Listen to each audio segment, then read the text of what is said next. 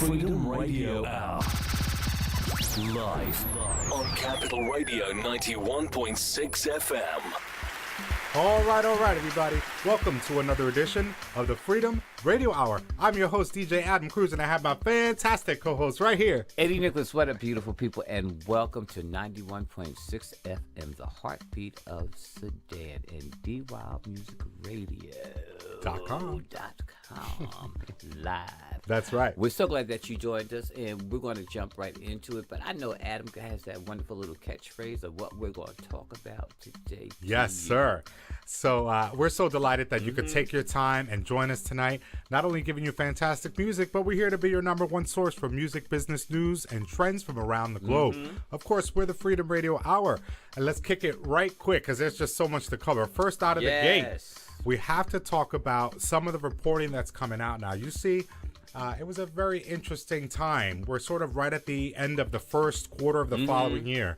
And what you'll see, interestingly enough, are reports and infographics that will come out to talk about what last year was like in the music business.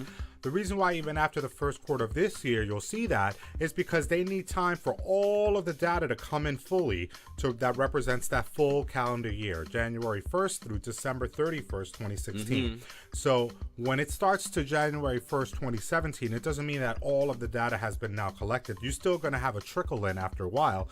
Generally speaking, if you put out your music, you won't get paid. When you get paid, you don't get paid up into that minute. You get paid up to 2 months ago. Let me say that again. If you're aggregating your own music and you put out music using an aggregator in iTunes, that's another way of saying aggregator, TrackSource or the others, when they send you your statement and your money that's due to you, they're not paying you up to the minute of that time. They pay you up till last quarter. Why? Because they too need to wait for that data. Why are we talking about that? Well, because now we're getting some interesting reports that talk about streaming in the world of piracy. You remember when streaming first came out, they were bragging, talking about things like, for every 47 streams that one listens to on a legitimate service, it curtails one illegal download. I don't know where they came up with that figure. I swear sometimes it's just somebody in a boardroom that comes up with a figure, like you and I sitting here will go. Well, and you're right. They have people that sit in a room and they analyze all of the information and crunch them numbers. And you use the very word, cook it up. Yeah, cook it up. Cook it up to make those numbers seem like they are doing fantastic. And they pop for marketing purposes. So you have this ratio for every 47 streams that one listens to legitimately, it curtails illegal piracy by one. So you start to think, okay, what the marketing might look like when streaming first comes out. So of course these companies are saying, everybody jump on streaming, get your music that way, because you're also helping to fight piracy. And it gave you the sense that maybe piracy was on the margins, was on the fringe, if you will. Now, let's be real. I know. I love when you're real. We all know that piracy and being able to catch a snippet of a song or even the full song is not going away. Right. There's, technology just makes it thus that we will always, whoever wants to snap up something will be able to get it at any cost or basically for free. Right, and we always talk about it. We break these things down on the Freedom Radio Hour because we want you to know the truth about the music business. See, if you're an artist, a DJ, a songwriter, a performer, a host, an MC, it behooves you to tune in to shows like this because we're really trying to give you that real information. So to Eddie's point, a lot of times you'll get these concerted efforts by groups to say, okay, we're going to fight piracy, get onto the streaming, and you and I know that number one, piracy has been here since the beginning of time. While before digital, you could go down the list of bootlegging exercises cassette that occurred tapes. Exactly. So it only stands to reason that in the digital age, piracy would continue and just adapt, which is exactly what it did, right? So anyhow, so what's happening now is the reports are saying the following. One in particular was from this industry group. I laugh because there's a bunch of them out there. But this one group, IFPI, I've gone into them before. They're actually pretty reputable. And what I've noticed, number one, is that analytics, taking numbers and analyzing them, is a tidy business. in the music game. So this industry group works with research firms and others to create a survey. They surveyed over 12,600 people in over 13 countries. So this is spread out, right? And those that they surveyed, they got some interesting findings. Number one, they found that while you thought that streaming meant that illegal downloading was on the fringes or was in the margins, 19% of the people surveyed still illegally downloaded music. And and when you say that, the bottom line is nobody really cares. No, but it also, I mean, the big elephant in the room is that that's not in the fringe. That's not a marginal amount. That's 19% of your those that surveyed. And that's still a lot of people. That's a lot of people. So, and it means illegal downloading, which says that you are going, when you search for any song on Google, you will first get on the first page or two all of the legitimate websites where this music appears. YouTube usually is the first one. Then you start to hear and see others. Spotify, Apple Music, and where you so can on. buy track source, where you can buy the music from. Legitimately, right? But if you go on page 2, if you keep clicking onto page 3 and 4, you'll notice what? These websites from foreign countries that you've never heard of. Right. There's no buy opportunity. You can just download it. MP3, Yes. and you take the chance of catching a virus or some other unknown entity can invade your computer. Maybe the Russians, who knows? But listen, piracy has been worldwide. Let's take a break. When we come back, we're going to break down some more of what's happening with piracy and how Great Britain and Ireland are responding. And then Eddie's got to talk about something interesting with Netflix. We'll break that down right here. Where? 91.6 FM DWOWmusicradio.com. August tongue twisted. It is Freedom Radio Hour, y'all. Come back with us. Freedom Radio Hour. Live on Capital Radio 91.6 FM. What up, beautiful people, and welcome back to 91.6 FM. My name is Eddie Nicholas, and I'm here with my fantastic and one and only host, the one and only Adam Cruz, and you're live and direct, tuned in to the Freedom Radio Hour. We're your number one source for music, business, news, and trends from around the globe. Before we broke, we were talking about all that's going on right now with some of the reporting and graphics that are come out to discuss what it was like in the music business throughout the year 2016. So even now, after we've gone through the first quarter of the following year, we're still analyzing because there's a lot of interesting information. In particular, this industry group, IFPI, worked with a research firm to conduct a survey of 12,600 internet users. They spread it across 13 countries. They asked them a bunch of questions. And the results were very interesting. Number one, they're still illegally downloading music. By the tune of 90% of those surveyed says that they illegally download. So we were breaking down, when you go onto Google and you search your favorite song, the first page is usually the legitimate websites where the material is available. If you click on to page 2 and 3, you start to get onto these websites that Eddie was talking about, where they're from other countries, or perhaps they're just from a dubious source, and you'd run the risk of, like you said before, catching a virus, or maybe something will happen by trying to access the material. Usually it makes you sit through an ad, or perhaps you have to repeat the process, and then it will give you that MP3, but it's always at a risk. So it's so much for the reports that said that when streaming came out, it was going to place piracy on the margins, on the fringes. So in other words, it would be a very moot point. It's not a moot point. The second thing that the survey said was that 35% of people are engaging in stream ripping. Do you remember what that meant?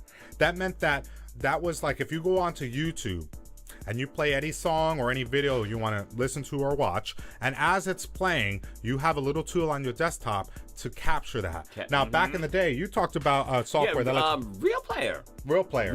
You at one time you could go to YouTube and download from YouTube directly into your Real Player. It would basically, as you say, rip it or capture it in some way. It would capture it, and you would have. It might not be the very best of a quality, but you have what you want. And a lot of times when we listen to things like this, it really doesn't matter. Right. He's talking about the quality. You're very right, because if you are listening by and large from a phone or from some device, thoughts like quality, if you're illegally obtaining music, is not at the forethought of your mind. All you want is that tune, right? Or that video or that film or whatever.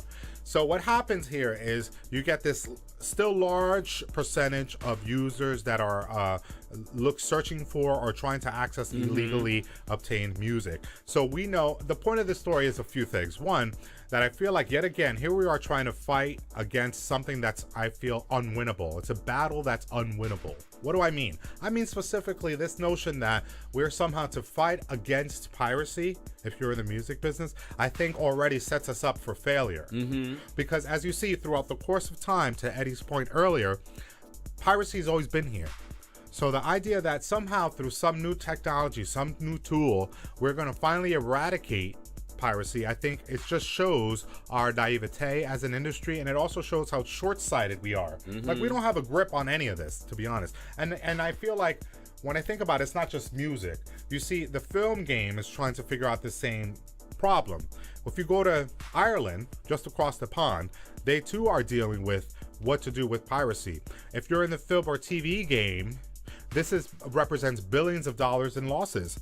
So they are working with Irish courts right now to mandate that internet service providers in Ireland block all of the websites that are on this list that all of the film and TV outfits have all agreed contain copyright infringed films and TV shows. So what they're saying in Ireland is, hey, courts, please require that all of the providers block access to these pirated websites, much like, say, in the U.S. you had Napster, Kazaa, LimeWire, and the others. If the U.S. courts had mandated that these websites be blocked, when you try to access, you couldn't access it.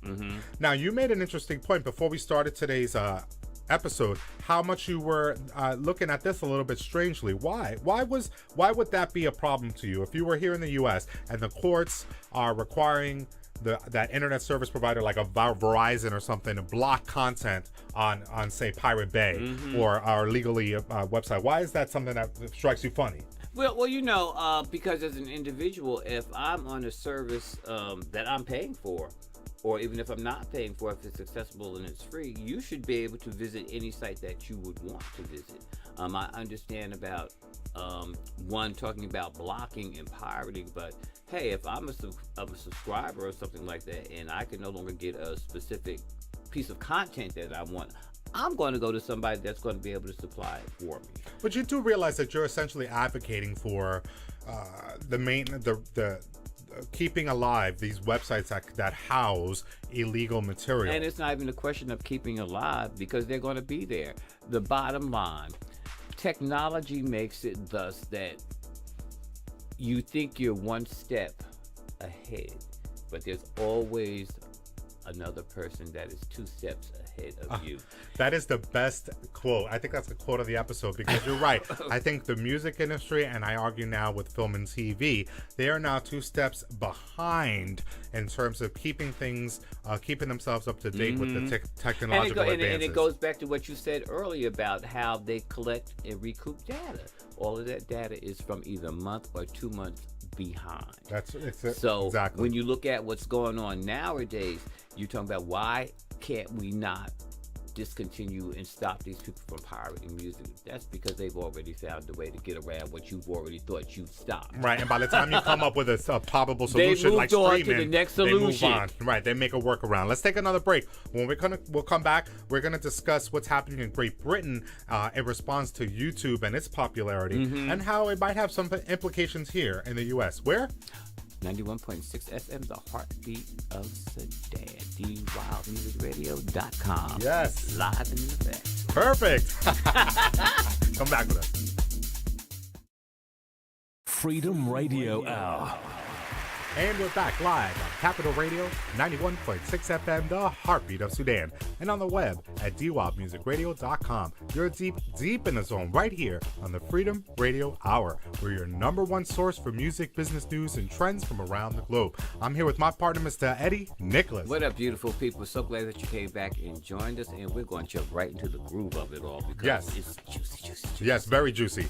So now we want to talk about some very interesting things. You see, in past episodes, we discussed a big quagmire that's happening in Europe. You see, the European Commission later this year is set to hear arguments about the safe harbor provision on YouTube's website. What is safe harbor? You see, YouTube and other websites, they're not just the only ones now. They have this mechanism called a content ID system. And in essence, you can put up material on your YouTube account, publish it live, And if there's an infringement, YouTube issues a takedown notice. It comes down and they send you an email that says you have copyright infringed and therefore your video has been taken down. Okay? Now, other websites have taken notice of this content ID system and they're starting to implement it. Why? Because the safe harbor provision says in the DMCA, that's the fancy word for the Digital Millennium Copyright Act. The DMCA's safe harbor provision says that as long as you have YouTube, that content ID system, as long as you keep a function where the information can be tracked, triggered, and removed, then nobody could ever sue you for damages. But the moment that you don't have a system like that, YouTube and other websites, you can get sued for having copyright infringed content on your website.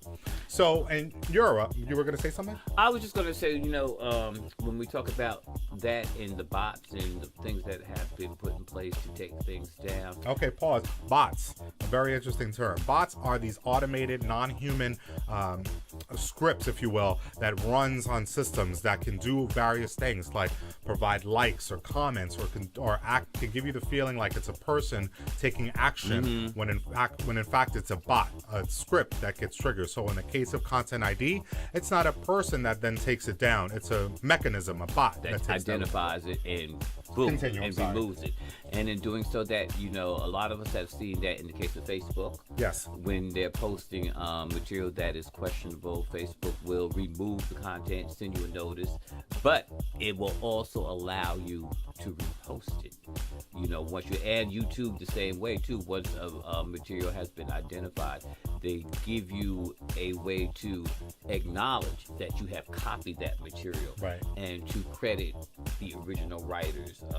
In my case, I did a mashup of a song, right, and which is like two different songs together, but right? in that, to protect myself, I had to put that the ownership of the music and the production totally belonged to others. XXX. Right. This was just used for what do you call it? Promotional purposes. Right. So, to that point, Europe is very salty about that very notion. Why? Because artists are arguing that the European Commission needs to look at arguments against the safe harbor provision, because they say sites like YouTube and Facebook now and others allow you to, in the first place, put up the content to begin with. They say that the license should be secured for all music prior to it being made available. YouTube is saying, well, we've done this system, it takes it down, it's effective. Why are you guys upset? Because they say they notice that in the moments that this happens, money's made. You see, money's made from the moment that it's appeared, from the moment that it's taken down, because that's not always instant. That's not always a second. It takes days, months. It could live up there until somebody has tracked it or clicks report in some way, right?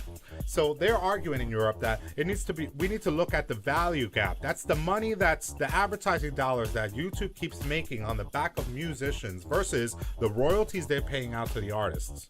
The YouTube is saying, we're paying tons of royalties out to you artists. Stop coming for us. But the artists are saying, no, we notice how many billions of people visit your website a month. So while you're paying out, it really only equates to about $1 a user. And that's not nearly enough royalties for us artists. No. So this summer, the European Commission is looking to argue this very point. Safe harbor provision, which is that little content ID thing you must have on your website, versus this value gap. How much money you make YouTube on ads versus how much you pay us artists, because they notice, like we notice, how little we make. And and that is so crazy when you think of it, and how money is made on the back of artists, to also see that we are still treated like slave labor when it comes to busting our behinds in the creative aspect of it, and then still getting not even a full penny. Yes. And that's an insult in itself too, when you talk about creative craft being worth a penny, not even worth a penny, but a fraction of a penny when it comes to putting out a product. Yes.